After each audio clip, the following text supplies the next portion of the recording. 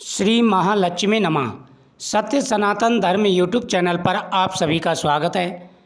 भगवान विष्णु और माता लक्ष्मी आपकी हर मनोकामना पूरी करें।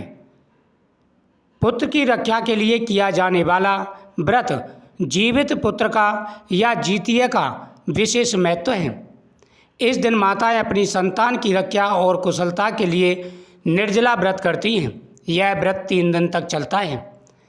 जीमूत वाहन के नाम पर भी जीवित पुत्रका का व्रत नाम पड़ा था। हम आपको इसकी कथा सुनाने जा रहे हैं। इस कथा का श्रवण करे बिना व्रत का पूर्ण फल प्राप्त नहीं होता।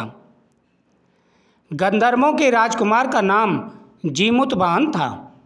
वे बड़े उदार और परोपकारी थे। जीमूत वाहन के पिता ने वृद्ध अवस्था में वानप्रस्थ आश्रम में जाते समय इनको राज सिंहासन पर बैठाया, किंतु इनका मन राजपाट में नहीं लगता था। वह राज्य का भार अपने भाइयों पर छोड़कर स्वयं वन में पिता की सेवा करने चले गए। वहीं पर उनका मलयावती नामक एक राजकन्या से विवाह हो गया। एक दिन जब वन में भ्रमण करते हुए जीमूत वाहन काफ़ी आगे चले गए, तब उन्हें एक वृद्धा रोते हुए विलाप करते हुए दिखाई दी। इनके पूछने पर वृद्धा ने रोते हुए बताया, मैं नागवंशी स्त्री हूँ और मुझे एक ही पुत्र है। मेरा एक ही पुत्र है। पक्षीराज गरुड़ के समक्ष नागों ने उन्हें प्रतिदिन भक्षण हेतु एक नाग सौंपने की प्रतिज्ञा ली हुई है। उनको वचन दिया हुआ है। आज मेरे पुत्र शंखचूर्ण की बलि का दिन है। जीमूत वाहन ने वृद्धा को आश्वस्त करते हुए कहा, डरो मत, मैं तुम्हारे पुत्र के प्राणों की रक्षा करूंगा। आज उसके बदले मैं स्वयं अपने आप को उसके लाल कपड़े में ढककर बद्ध शिला पर लेटूंगा। इतना कह कर जीमूत वाहन ने शंखचूड़ के हाथ से लाल कपड़ा ले लिया और वे उसे लपेटकर खुद को बलि के लिए चुनी हुई बद्ध शिला पर लेट गए।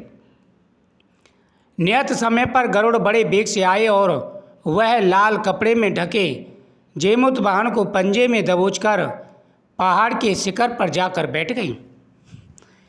अपने चंगुल में गिरफ्तार प्राणी की आंख में आंसू और मुंह में आह निकलता ना देखकर गरुड़ जी बड़े आश्चर्य में पड़ गए। उन्होंने जीमूत वाहन से उनका परिचय पूछा। जीमूत वाहन ने सारा किस्सा सुनाया।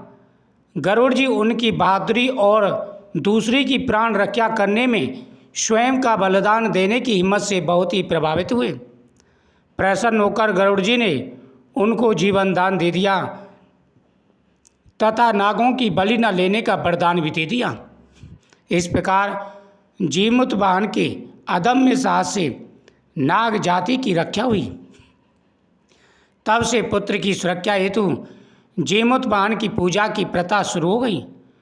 अश्विनी कृष्ण अष्टमी के प्रदोष काल में पुत्रवती महिलाएं जीमूत वाहन की पूजा करती हैं।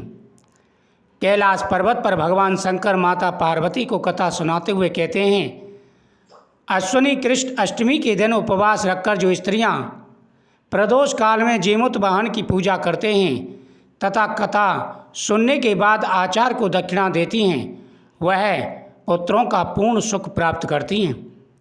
व्रत का पारण दूसरे दिन अष्टमी तिथि की समाप्ति के पश्चात किया जाता है। यह व्रत अपने नाम के अनुसार फल प्रदान करने वाला है। नर्मदा नदी के पास एक कंचनवटी नाम का नगर था। वहाँ के राजा का नाम मलाय केतु था। उसी नर्मदा नदी के पश्चिम और बालवटा नाम की मरुभूमि थी, जिसमें एक विशाल पेड़ पर चील रहती थी और उसी पेड़ के नीचे एक स्यारिन भी रहती थी। चील और स्यारिन दोनों पक्की सहेलियाँ थीं। कुछ महिलाओं को जितिया व्रत करते देख चील और स्यारिन ने भी यह व्रत करने का संकल्प लिया और दोनों ही भगवान श्री जीमूत वाहन की पूजा और व्रत करने का प्रण ले लिया।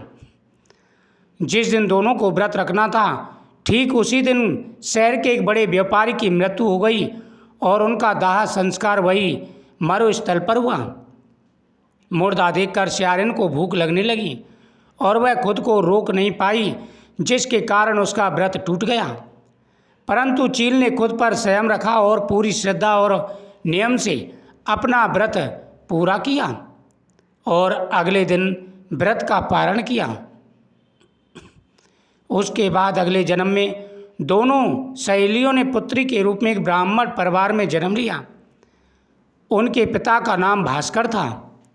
चील बड़ी बहन और सियारिन छोटी बहन बनी। बड़ी बहन का नाम शीलावती रखा गया और उसकी शादी बुद्धिसेन के साथ हो गई। छोटी बहन का नाम कपूरावती रखा गया और उसकी शादी उस शहर के राजा मलाय केतु से हुई।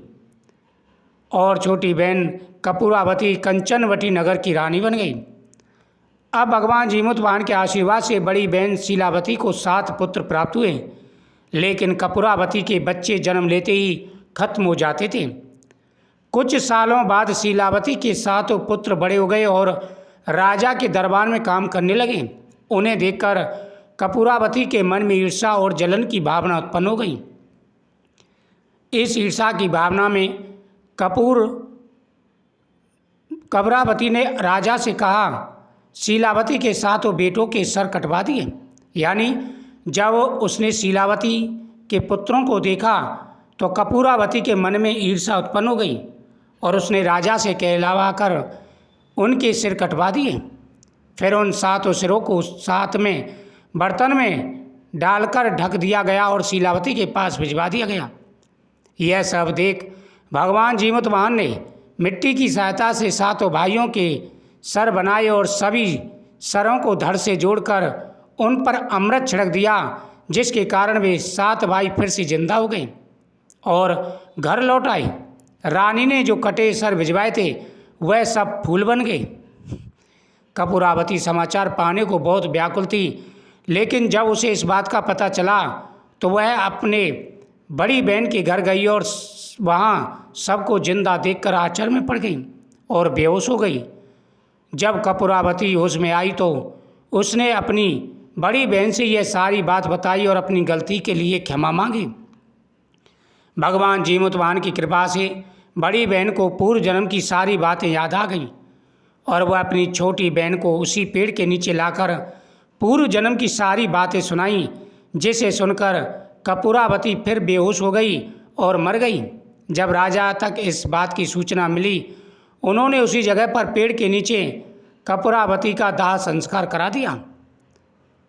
इस प्रकार इस कथा के श्रवण करने से सभी प्रकार की मनोकामनाएं पूरी हो जाती हैं। जीवन में आ रहे सारे कष्ट और परेशानियां दूर हो जाती हैं।